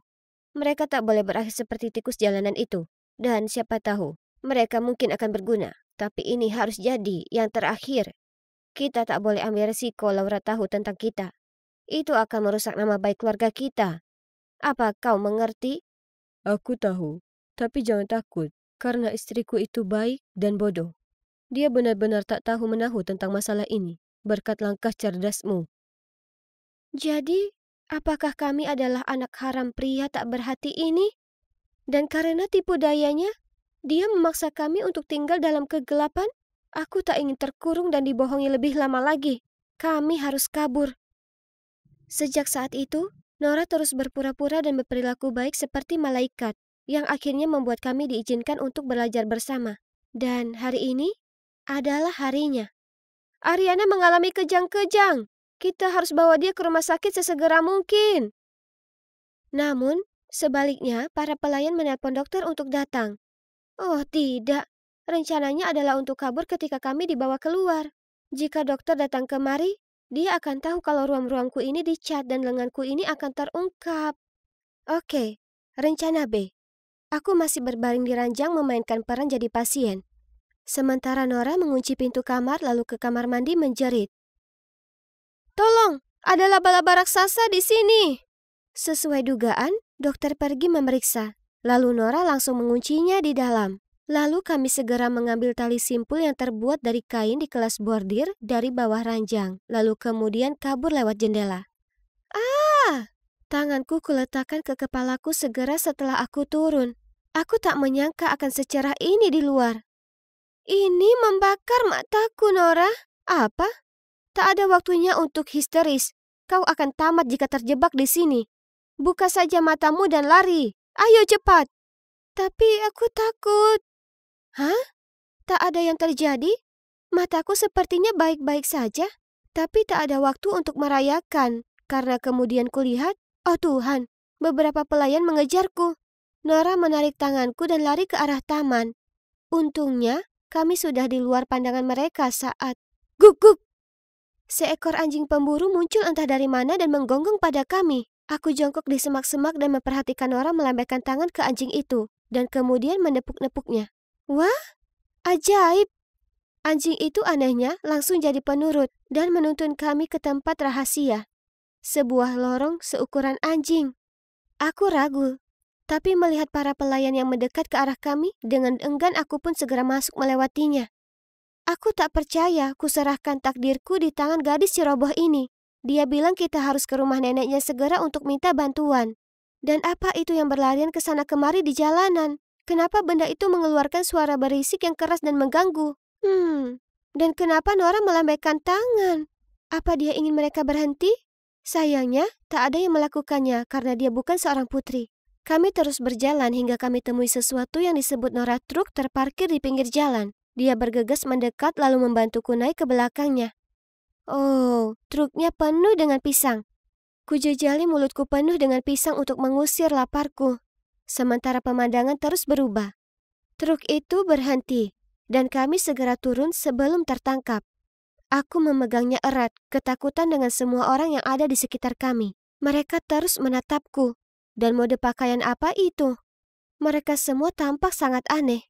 Mungkin mereka cuma rakyat jelata. Kemudian kami gunakan kemampuan kami untuk meminta satu pria membawa kami ke rumah nenek Nora. Oh, ini melelahkan. Wah, di luar ternyata indah sekali. Berkilauan dengan semua cahaya itu.